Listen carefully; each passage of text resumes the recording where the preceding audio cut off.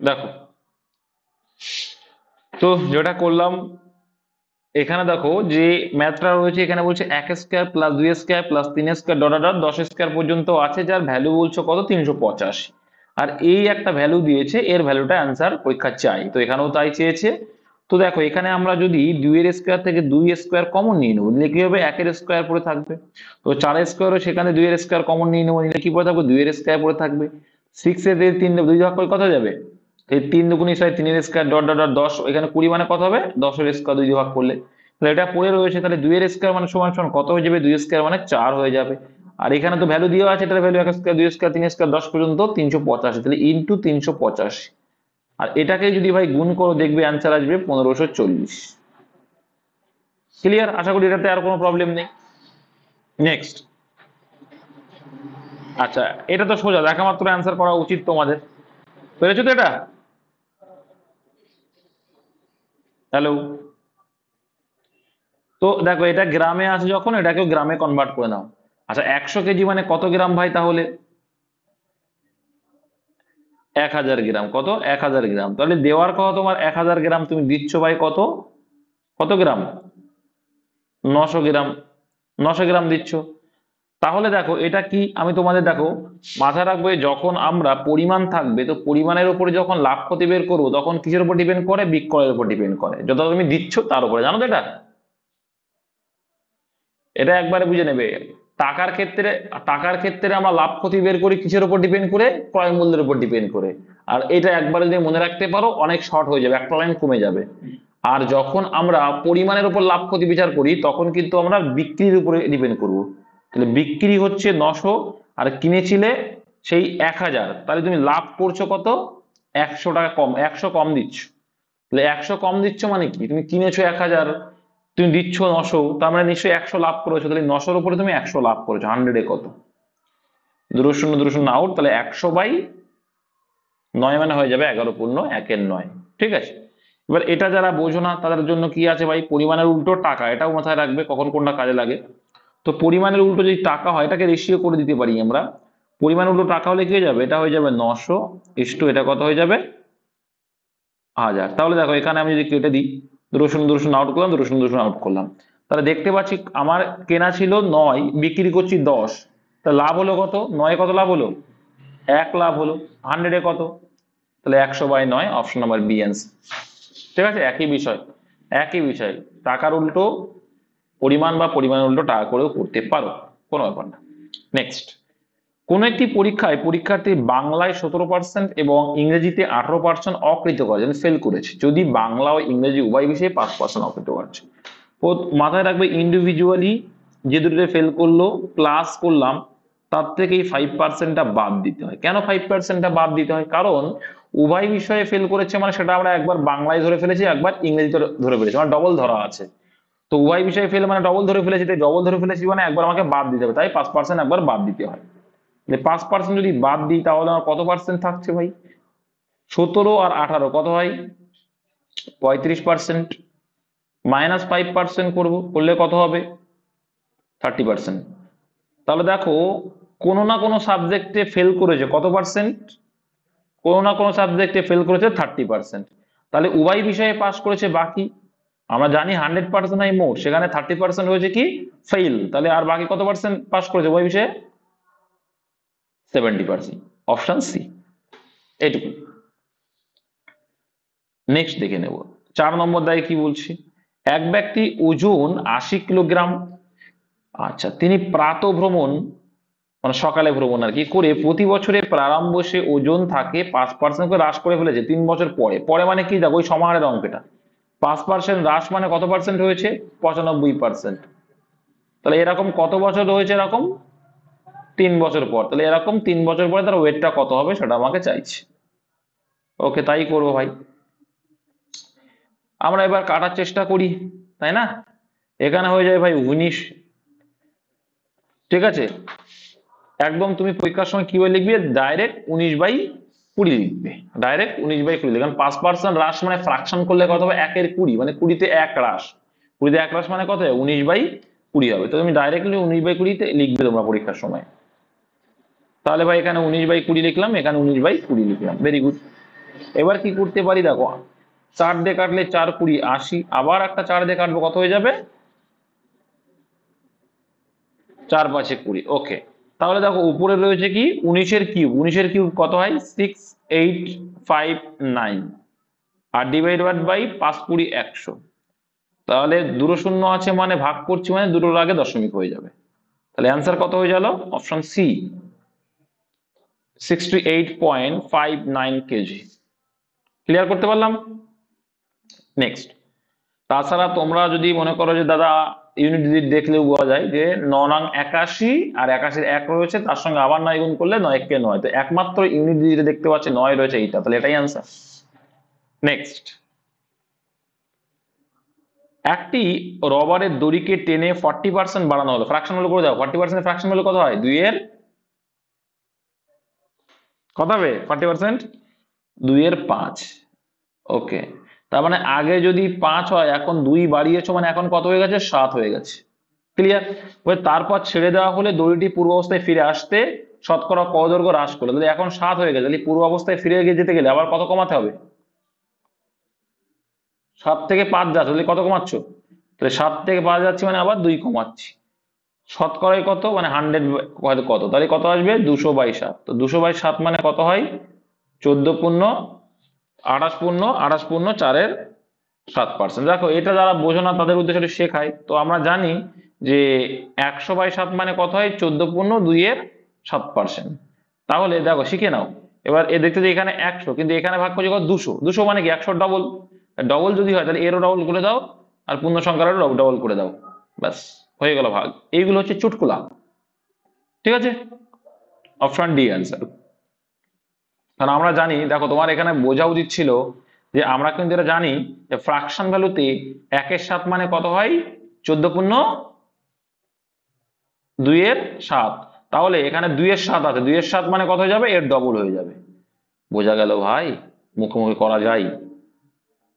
Next, সরল সুদে একটি মূলধন 3 বছরে সুদে আসলে এত টাকা আর 6 বছরে এত, 6 বছরে কত হয়েছে সুদ আর আসল মিলে 7,800 টাকা, আর প্রথম 3 বছরে কত হয়েছিল সেটা বাদ দিয়ে দেবো 6,900 টাকা। তাহলে দেখতে পেলাম যে এই যে এখান থেকে কত বছরের গ্যাপ 3 বছরের গ্যাপ, আর এই 3 বছরের গ্যাপে কত গ্যাপ হয়েছে এদের মানের 900 টাকা গ্যাপ হয়েছে।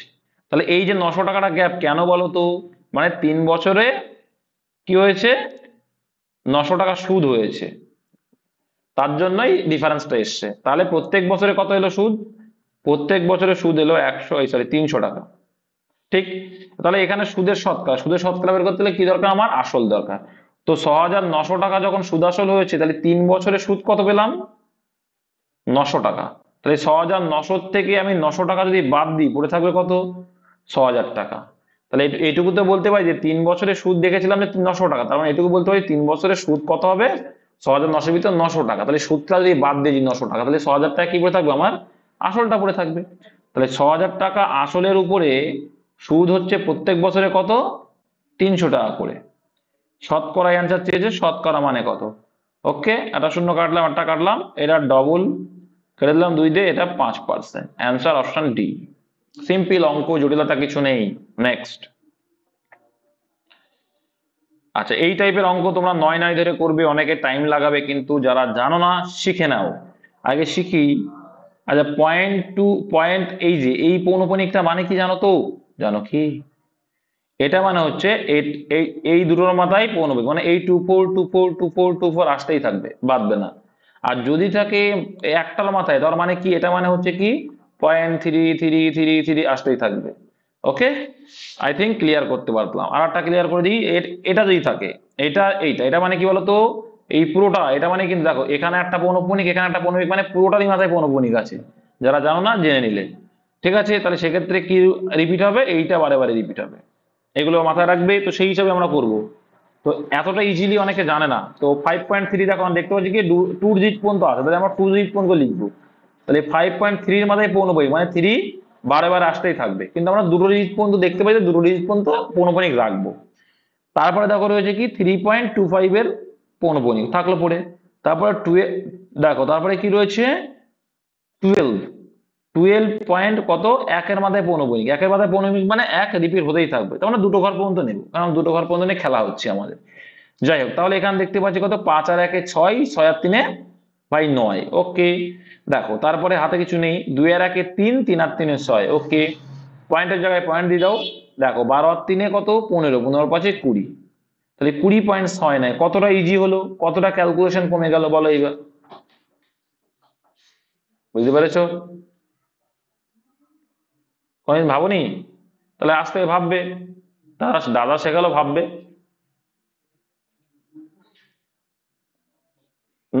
তো তো 9 9 দিয়ে করতে গেলে কতটা টাইম লাগবে ভাই, বলো কতটা টাইম লেগে যাবে, টাইম লাগবে না? 9 দিয়ে গেলে টাইম বেশি লাগবে না? টাইম লাগবে। তাহলে এটা কতটা ইজি বলো, যোগ বিয়োগের মতো অঙ্ক, জাস্ট একটু মাথা রাখো। ফাঁকা গ্যাপ গুলো পূর্ণ বলতে আমার, দেখো এখানে তো দেখতে পাচ্ছি সবচেয়ে হাইয়েস্ট ডিজিট কোনটা আছে সেটা খেয়াল করতে হবে। পয়েন্টের পরে কত নম্বর, কটা পর্যন্ত আছে? হাইয়েস্ট দুটো আছে। হাইয়েস্ট কটা আছে? দুটো আছে, তার জন্য আমি দুটো নিচ্ছি। তাহলে 5.3 এর মাথায় পৌনঃপুনিক মানে কি 3 রিপিট হতেই থাকবে, তো আমি দুটো পর্যন্ত নেবো, আরো হবে কিন্তু আমি দুটো পর্যন্ত নেবো, কারণ আমার কাজ তো দুটো পর্যন্ত, কাজ তো এখানে হাইয়েস্ট যেটা দুটো, তাহলে দুটো পর্যন্ত আমার কাজ, বুঝতে পেরেছো? নেক্সট, কোন আসল 8 বছরে 3 গুণ হয়, কত বছরে তা 5 গুণ হবে? সিম্পল, ধরে নেবো আসল পি এর ভ্যালু 1 টাকা। আচ্ছা, 8 বছরে 3 গুণ, তাহলে 1 টাকা রেখে 3 টাকা পরিণত হলো, 3 গুণ মানে 3 টাকায় পরিণত হলো, তাহলে এটা কিন্তু সুদ আসল। তাহলে এটা কি পি প্লাস আই, এটা সুদ আসল। তাহলে মিডিলে 2 টাকা কি পেয়েছো, নিশ্চয়ই তুমি ব্যাংকে 1 টাকা রেখেছো, 3 টাকা হয়ে গেল, মিডিলে 2 টাকা কি পেয়েছো, সুদ পেয়েছো, ঠিক। আবার বলছে কত বছরে সেটা 5 গুণ হবে, তাহলে 1 টাকা রেখে কত গুণ হচ্ছে, 5 গুণ হচ্ছে। 5 গুণ যদি হয় তার ভিতরে সুদ কত পাবে, 4 টাকা সুদ পাবে। এবারে দেখো অঙ্কে চলে আসে, এবার 2 টাকা, তাহলে প্রথমে 2 টাকা সুদ হতে কত বছর লাগিয়েছিল, 8 বছর লাগিয়েছিল। এবার সুদ এসে কত, 4 টাকা, তাহলে 4 টাকা সুদ দিতে কত, কত হলো তাহলে অ্যান্সার, 16 বছর। একদম ইজিলি করবা, অপশন বি। আমি বোঝাচ্ছি বলে টাইম লাগছে, কিন্তু তোমরা পরীক্ষার সময় এটা কিন্তু মুখোমুখি করে দিতে পারো ভাই। 3 গুণ মানে কি জানি, 1 এ 3 মানে 2 টাকা সুদ, 2 টাকা সুদ মানে বছর, এক এক বছরে মানে 1 টাকা সুদ মানে কত বছর লাগছে, 2 দিয়ে যদি বছরকে ভাগ করি হয়ে যাবে 4, 4 বছর। তাহলে এখানে 5 গুণ মানে 4 টাকা সুদ, তাহলে 4 গুণ 4 মানে 16, মুখোমুখি করে বেরিয়ে আসবে পরীক্ষার সময়। আব্দুল্লাহর কথা মাথায় রেখো, দেখবো ঠিক হয়ে যাবে। আচ্ছা, এটা 63 অ্যান্সার, এটা করানো আছে তোমাদের। যাই হোক, 3969, এটা কি, যেটা পূর্ণ ঘন, ঘন মানে 3টে করে থাকবে। তো প্রথমে আমরা ছোট্ট ছোট্ট করে দেওয়ার চেষ্টা করি, 3 দিয়েই দেবো ভাই। 3 13 39, 3 2 6, 3 3 9, আবার 3 দিয়ে যাবে হচ্ছে, হ্যাঁ যাবে। 3 4 ভাই 12 হচ্ছে, রইলো বাকি 1, আবার 3 4 12, 3 ওকে 441। 441 কার স্কোয়ার, এত পারা উচিত, 21 এর স্কোয়ার, 21 এর স্কোয়ার। এবার দেখো ঘন মানে কি জানি ভাই, ঘন মানে কিউব জানি, তো এখানে দুটো 3 আছে, তাহলে এখন একটা 3 এর ঘাটতি রয়েছে। আবার এখানে দুটো 21 আছে, তাহলে ঘন মানে আর একটা 21 এর ঘাটতি আছে, তাহলে এই গুলোর ঘাটতি আছে, তাহলে 3 21 কত, এখনো 63 ঘাটতি আছে, অপশন সি। বোঝা গেল, ঘন মানে 3টে করে থাকতে হয়, আর পূর্ণবর্গ বলে 2টো করে থাকতে হয়, ভাগ আর গুণ বললে এইভাবে করলে অ্যান্সারটা বেরিয়ে যাবে। তারপরে দেখো বলছে, যদি 10 জন পুরুষ 15 জন স্ত্রীলোক, দেখো আমি বলেছিলাম লোক সংখ্যা রেশিওর যদি বা বা অথবা থাকে, তখন উল্টোটা তাদের কি হয়ে যায়, রেশিও হয়ে যায়, কি কাজের রেশিও, বলেছিলাম কি না? তাহলে এটা হচ্ছে ম্যান, এটা হচ্ছে ওমেন, আমরা ডাইরেক্টলি করবো অঙ্ক। তাহলে এই যে 15 জনটা এর ঘাড়ে চাপিয়ে দেবো, আর 10 জনটা এর ঘাড়ে, যখন বা বা অথবা থাকবে, তাহলে এটা রেশিও করলে এটা কি পাবো, কার্যক্ষমতা রেশিও করবে, উল্টালে এদের কার্যক্ষমতা রেশিও। ওকে, যখন আমার বা বা অথবা থাকবে। ওকে, তাহলে এখানে 3:2 করে দিতে পারি। ওকে, এইবার দেখো 10 জন পুরুষ করুক বা 15 জন স্ত্রীলোক করুক, একদিনে কত করছে দেখো তো। 10 জন পুরুষ যদি করি, এক একজন পুরুষ 3 ইউনিট করে, তাহলে 3 10 কে 30 ইউনিট করবে এক এক দিনে। আর যদি তুমি মহিলা ধরো, বা যখন রয়েছে মানে একই আসবে, মহিলা ধরলেও সে একই। 15 জন, এক একজন স্ত্রীলোক 2 করে, তাহলে 15 জন স্ত্রীলোক কত করবে, 30 করবে। আর সেই কাজটা যেই করুক না কেন 30 ইউনিট করে করছে, 12 দিন লাগিয়েছে, তাহলে এই হচ্ছে মোট কাজ। এই মোট কাজটা কিন্তু গুণ করার কোনো প্রয়োজন নেই, এভাবে রেখে দাও, কারণ 30 × 12 করলে 3 12 36, 360 করার কোনো প্রশ্ন হয় না। দেখো তারপরে কি বলছে, 6 জন পুরুষ এবং 11, এবং বা ও থাকলে যোগ করি আমরা, তাই 6 জন পুরুষ একদিনে কত করবে, এক একজন পুরুষ 3 করে করে, তাই 6 জন পুরুষ কত করবে, 318 করবে। এবং বা ও মানে যোগ, ওকে যোগ দিলাম। এবার বলছে 11 জন স্ত্রীলোক, একজন স্ত্রীলোক 2 করে, 11 জন স্ত্রীলোক কত করবে, 11 দুগুণে 22 করবে। তাহলে মোট 11 জন স্ত্রীলোক আর 6 জন পুরুষ মিলে কত ইউনিট কাজ করছে এক একদিনে, 40 ইউনিট। তাহলে সে একদিনের কাজ দিয়ে মোট কাজটাকে ভাগ করলে আমরা অ্যান্সারটা পেয়ে যাবো। কাটলাম কাটলাম, 4 দিয়ে কাটলে 3। অ্যান্সার ভাই 3 3 9 দিন, অপশন এ অ্যান্সার। ক্লিয়ার?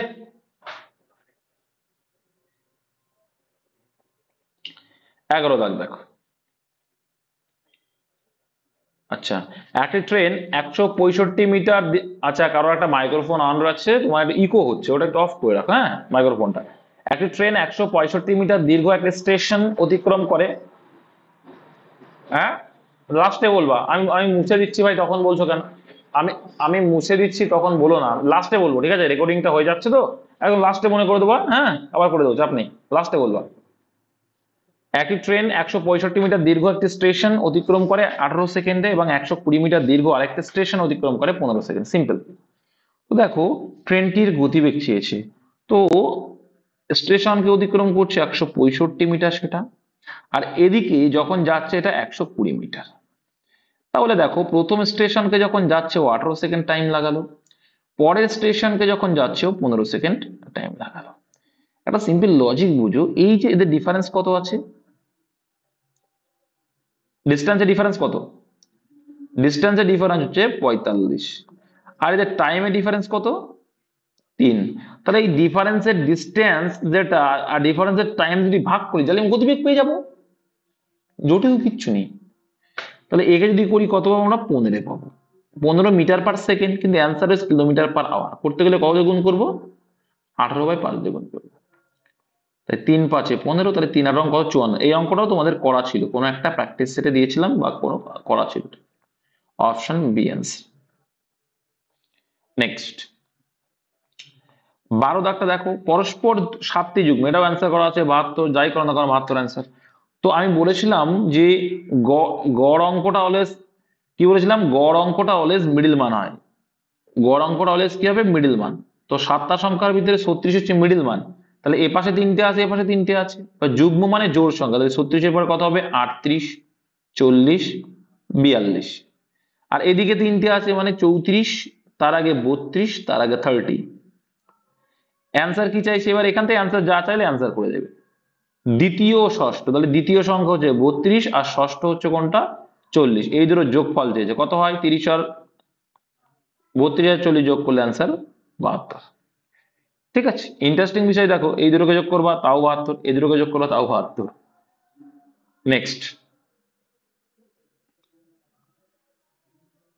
এটাও করানো আছে, এই টাইপটা একই অ্যান্সার, এটা অপশন বি অ্যান্সার। হ্যাঁ এটা করানো আছে। দেখো একটি নল কোন ট্যাঙ্কে 6 ঘন্টায় পূর্ণ করে, তাহলে দেখো 6 ঘন্টায় পূর্ণ করলো, ওকে। অর্ধপূর্ণ হলে, অর্ধপূর্ণ হয়ে গেল মানে ক ঘন্টা লেগে গেল, 3 ঘন্টা কাজ করে ফেলেছে। আর যদি 6 এর ভিতরে 3 ঘন্টা যদি কাজ করে ফেলে, তাহলে সেই নলটি কতটুক টাইম লাগতো, আর কাজটি করতে 3 ঘন্টা টাইম লাগতো।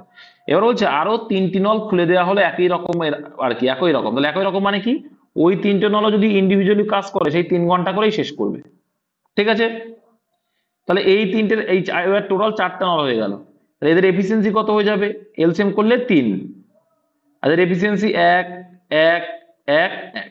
ঠিক আছে, তাহলে এরা তো একত্রে কাজ করছে, একত্রে করছে মানে কত করবে, 4 ইউনিট, কিন্তু কাজের পরিমাণ কত, 3, তাহলে 3/4, এটা কি ঘন্টা, কিন্তু অ্যান্সার চেয়েছে ঘন্টাটাকে মিনিটে কনভার্ট করে নাও, ভগ্নাংশটাকে মিনিটে কনভার্ট করে দিলে 60 দিয়ে ভাগ করবো, তাই 4 15 60। তাহলে এদের যখন একত্রে করছে কত টাইম লাগছে, 45 মিনিট, আর আগে 3 ঘন্টা লেগেছিল, তাই টোটাল সময় কত লাগলো, 3 ঘন্টা 45 মিনিট। Option B answer. খুব সুন্দর অঙ্ক, ঠান্ডা মাথায় করা অঙ্ক। নেক্সট, কত নম্বর দাগ করলাম গো, আচ্ছা এবার করবো 14 নম্বর দাগ, তাই তো। একটি আয়তকার বাক্সের মাপ, একটা আয়তকার বাক্সের মাপ, বাক্স মানে আয়তকার বাক্স মানে কি, আয়ত ঘন, তাই তো। আয়ত ঘন চেয়েছে, তার কর্ণ চেয়েছে, দীর্ঘতম যে পেন্সিলটি রাখা যায়, দীর্ঘতম পেন্সিল মানে কি, কর্ণ চেয়েছে। দীর্ঘতম পেন্সিল মানে যদি আমরা করি এইটা হচ্ছে আয়তঘন, ঠিক আছে, এটা হচ্ছে কি আয়তঘন। তো আয়তঘনের কর্ণ চেয়েছে মানে কি এইখান থেকে এইটার ভ্যালু চেয়েছে, ঠিক আছে, কর্ণ মানে কোনাকুনি সবথেকে কোন রডটা রাখা যাবে, তার মানে কর্ণ চেয়েছে। আয়তঘনের কর্ণের ফর্মুলা কি বলছে, যে দৈর্ঘ্য স্কয়ার মানে 18 স্কয়ার কত হবে 64 প্লাস প্রস্থের স্কয়ার, ঠিক আছে, উচ্চতা স্কয়ার চাইবে তাহলে 36, আর এটা কত হয়ে যাবে 2 এর স্কয়ার 4, টোটালি কত আসবে √104, √104 এলো, ঠিক আছে। আর √104 যদি হয় তো আমরা দেখতে পাচ্ছি যে 100-র কাছাকাছি আছে, কিসে আছে এটা 100-র কাছাকাছি, তাহলে 100-র কাছাকাছি আছে মানে নিশ্চয়ই 10 পয়েন্ট সামথিং হবে, এটা অ্যান্সার, তাই না? আমি যদি এটা 100-র কাছাকাছি মানে কি নিশ্চয়ই অ্যাকচুয়ালি 10.2 নয়, তবু কাছাকাছি আছে বলে আমরা ধরে নিলাম কি 10 পয়েন্ট এটা আছে। অ্যাকচুয়াল অ্যান্সার কত হওয়া উচিত বলো তো দেখি, কে পারবে, কে পারবে, পারবে কি? না পারলেও কোনো সমস্যা নেই, ঠিক আছে, এটুকু বুঝতে পেরেছো যে 100, আচ্ছা √104 কেন 10.2 করলাম বুঝতে পেরেছো? হ্যালো, না রুট থেকে দেখো, তার মানে কাছাকাছি আসবে, এটা কিন্তু অ্যাপ্রক্স অ্যান্সার, সঠিক অ্যান্সার এটা না কিন্তু, ঠিক আছে, অ্যাপ্রক্স অ্যান্সার। আমি এটুকু দেখো, এটুকু দেখো, এটুকু তো বুঝেই গেলাম যে 104 আছে মানে 100-র কাছাকাছি আছে, তাহলে 100-র কাছাকাছি মানে নিশ্চয়ই 10 পয়েন্ট সামথিং, 2 পয়েন্ট সামথিং তো না, 2 পয়েন্ট মানে তো 4 হয়ে যাচ্ছে, তাই না? তার জন্য কিন্তু এটা ভেবে নিলাম, ঠিক আছে। তো অ্যাকচুয়ালি এটা 4 দিয়ে ভাগ করলে কত হয় গো 1000-কে, তাই 4 × 26 হয়, তা 4 × 26 মানে 2√26 অ্যান্সার অ্যাকচুয়ালি। 2√26 অ্যান্সার যদি হয় 2 ইন্টু, দেখো এটা 26-এর এটা কত আসে না, ওই জন্যই এভাবে করা, ঠিক আছে।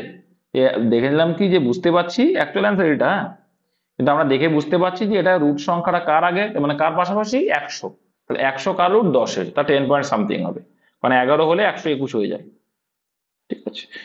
আচ্ছা, একটি দুধের পাত্রে 3/5 ভর্তি, যখন সেটির থেকে 20 লিটার দুধ বার করে নেওয়া হয় তখন পাত্রটি 7/12 ভাগ ভর্তি থেকে যায়, এই পাত্রটির ধারণ ক্ষমতা কত? দেখো এখানে দেখলেই বোঝা যাচ্ছে 1200 অ্যান্সার, কি করে বুঝেছিলাম বলো তো? দেখো এই ভগ্নাংশ গুলোকে যদি তুমি এলসিএম করি কত আসছে দেখো তো, কত আসছে 60 আসছে, 60 যদি আসে তো 60 দিয়ে একমাত্র এটাই বিভাজ্য, তাই ওটাই অ্যান্সার করতে হবে, একবার তুৎকুলা বুদ্ধি এগুলো বলে, ঠিক আছে। এবার যদি আমি 60 এলসিএম করি তাহলে বলছে 3/5 ভর্তি, তাহলে একটি দুধের পাত্রের 3/5 যদি ভর্তি হয়, তা 3/5 ভর্তি হওয়া মানে কত ভর্তি আছে 36 ভর্তি আছে, কারণ 5 মানে দেখো 5 মানে 60, 5 × 12 = 60, এর উপরে 36, ওকে আমাদের হিসাবে। আবার বলছে যখন সেটির থেকে 20 লিটার দুধ বার করে নেওয়া হয় তখন পাত্রটি 7/12 ভাগ ভর্তি থাকে, তাই 7/12 ভাগ মানে কত হবে 60-এর 7/12, আমাদের হিসেবে মানে মোট ভাগ ধরেছি এইটা, তো 60-এর 7/12 মানে কত হবে 35, 35, তো আমাদের হিসেবে কতটুক তুলেছি 1, অঙ্কে কত বলছে সেটা, তাহলে 1 মানে 20, তাহলে আমরা যেটা 60 ধরেছি তার থেকেও 20 গুণ বেশি হবে, করলে কত আসছে, এইটুকু অঙ্ক ভাই, জটিল বলো, কত সোজা অঙ্ক এগুলো, কোনো এক্স ধরবো না, কিচ্ছু ধরবো না, অঙ্ক সোজা, এখন বুঝতে পেরেছো?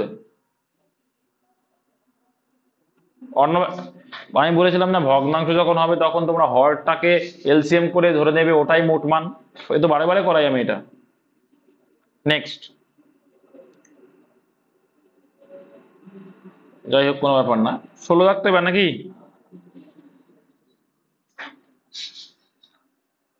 16 রাখতে দেখো, এক্স এবং ওয়াই একসঙ্গে, দেখো এক্স আর ওয়াই একসঙ্গে যখন করছে কয়দিন 12 দিনে, ওকে ভাই, এক্স একা যখন করছে 20 দিনে করছে, ওকে, অঙ্কটা খুব সুন্দর কিন্তু সম্পূর্ণ না পড়লে কিন্তু হবে না, তো আগে আমাদের কাজ যেটা করি সেটা করে নিচ্ছি।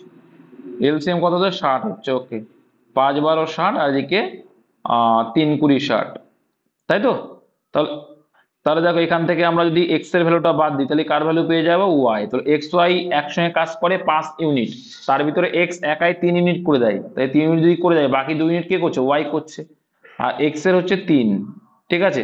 কিন্তু অঙ্কে বলে দেখো যদি প্রতিদিন এক্স অর্ধ দিবসের জন্য কাজ মানে অর্ধেক কাজ করে, অর্ধ দিবস মানে অর্ধেক দিন কাজ করে, অর্ধেক দিন কাজ করা মানে দিনে 3 করলে, দিনে যদি 3 করে তাহলে একে যদি আমি ভাগ করি কত হয়ে যাবে, 1.5 হয়ে যাবে। কত হয়ে যাবে, 1.5। তাহলে 1.5 ইউনিট করে কিন্তু ও কাজ করছে, যদিও বা 3 ইউনিট করে কাজ করার ক্ষমতা আছে, কিন্তু ও অর্ধেক কাজ করে, অর্ধেক দিন কাজ করে, মানে 1.5 ইউনিট করে করছে। তাহলে এক্স ও ওয়াই একসাথে, তাহলে এক্স ওয়াই করবে 2 ইউনিট, আর এক্স তো ফাঁকিবাজ, অর্ধ দিন করবে মানে 1.5 ইউনিট করবে। তাই টোটাল একত্রে কত ইউনিট করছে, 1.5 আর 2 মানে 3.5 ইউনিট। তাহলে এই 3.5 ইউনিট দিয়ে ভাগ করবো মোট কাজকে, মোট কাজ কত ভাই, 60 ইউনিট। তো এই 60 কে এটা যদি করি, এই পয়েন্টটাকে তুলে এখানে কি করব, ওপরে একটা 10 বসিয়ে দেবো। আচ্ছা 5 7 35 ভাই, হ্যাঁ 5 7 35 আর 5 12 60, তাহলে কত হলো 12 ইন্টু 10 মানে 120/7, আর 120/7 মানে কত হয়, 7 17 119, আর 1 বাকি আছে 22, তাই 17 পূর্ণ 1-এর অপশন বি। সিম্পল ভাই, জটিলতা কিছু নেই, তোমাকে জাস্ট লিখতে হবে যে কি বলেছিলেন। আচ্ছা 17 দাগ দেখে নেব, এই টাইপটা তো করিয়েছি। তো দেখো যখন আমাদের ইনটু থাকবে তখন পাওয়ারটা আমাদের কি হয় ভাই, যোগ হয়।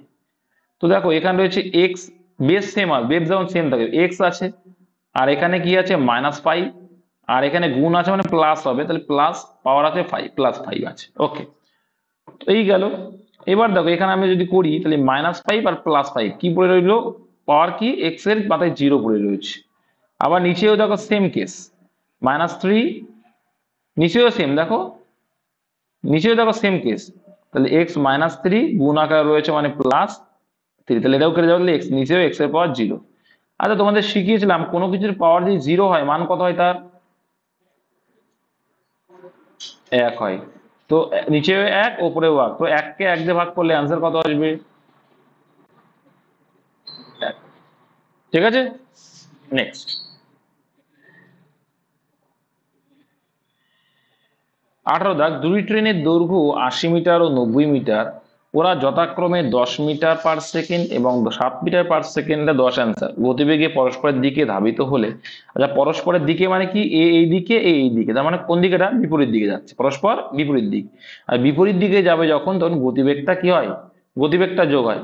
আর মোট মোট ডিস্টেন্স অলওয়েজ যোগ, তো যাদের, তাহলে 80 আর 90 টোটাল ডিস্টেন্স কত, দুটো ট্রেনের 170, আর এই 70ই অতিক্রম করছে কত, একজন এই উল্টো দিকে যাচ্ছে মানে এ 7 করে যাচ্ছে, এ 10 করে, মানে টোটাল কত হচ্ছে, একই দিকে মানে আলাদা দিকে যাওয়া মানে বিপরীত দিকে যাচ্ছে মানে যোগ হবে, তাহলে 17 ভাগ করে দাও, তাহলে 10 সেকেন্ড, অপশন ডি।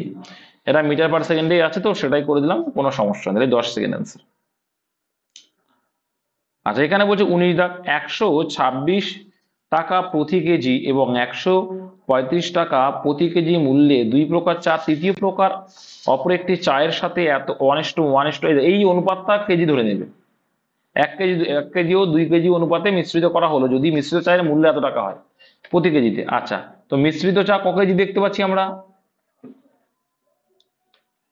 তাহলে 1 কেজির দাম যদি মিশ্রিত চা 153 হয়, তাহলে 4 কেজির মোট দাম কত হবে, কত, 612 টাকা। Very good. এবার 612 টাকার থেকে এই প্রথম 1 কেজির দাম কত, 126 টাকা। ওকে, দ্বিতীয় 1 কেজির দাম কত, এই যে কারণ দ্বিতীয় 1 কেজির দাম কত, 135 টাকা। টোটাল কত হবে, হ্যাঁ 261। তাহলে এই যে মোট মান থেকে প্রথম আর দ্বিতীয়টার টাকাটা বাদ দিলে কার টাকাটা পড়ে থাকবে, তৃতীয়টার টাকা পড়ে থাকবে। তাহলে বিয়োগ করলে কত আসছে, বিয়োগ করলে কত আসছে বলো বলো তাড়াতাড়ি, 351 টাকা। তাহলে এই 351 টাকা দেখো ক কেজি, টোটাল 4 কেজি, 4 কেজির ভিতরে প্রথম 1 কেজি তারপর 1 কেজি, আর এই 2 কেজির দাম কত, 351 টাকা। আচ্ছা 2 কেজির দাম যদি 351 টাকা হয় তাহলে 1 কেজির দাম কত, ভাগ করলেই পেয়ে যাবো, আসবে কত, 170.5.5, অপশন। ক্লিয়ার, একদম জল ভাত মতো করে বোঝালাম ভাই।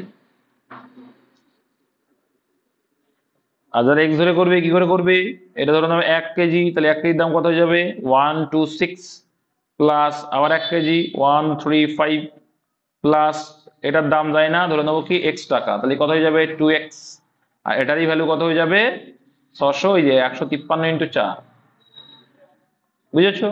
এই একই ব্যাপার, অ্যান্সার কিন্তু এটাই আসবে।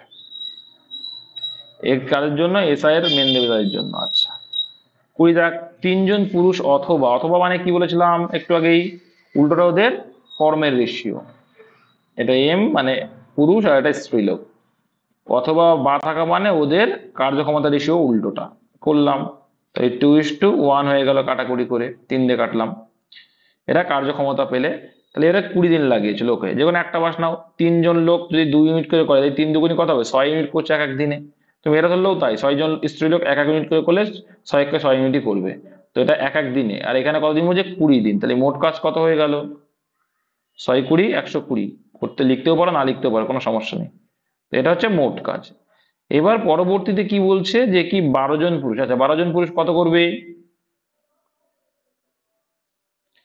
এক একজন পুরুষ যদি 2 ইউনিট করে করে, 12 জন পুরুষ 24, ও বা এবং থাকলে যোগ দিতে হয়, দিলাম। 8 জন স্ত্রী লোক কত করবে, 1 ইউনিট করে করলে, 8 8 ইউনিট, টোটাল কত হলো, 32 ইউনিট করবে। তাহলে ওরা 8 জন স্ত্রী লোক আর 12 জন পুরুষ লোক 32 ইউনিট করে করবে, সেটা দিয়ে ভাগ করলে মোট কাজকে পেয়ে যাবো। 4 5 কত হয়, 20 হয়, 4 8 32, আবার কাটবো, 4 2 8, 3 2 6, তাহলে 15/4। তো 15/4 মানে কত হয়, ভাগ করলে অপশন ডি হয়, 3 3 3 4। এই ছিল অঙ্ক। থ্যাংক ইউ ভাই আমার সঙ্গে থাকার জন্য। আর পরীক্ষায় কিন্তু এই টাইপগুলোই আসে। প্রফিট অ্যান্ড লসের সেকেন্ড পার্টটা বাকি।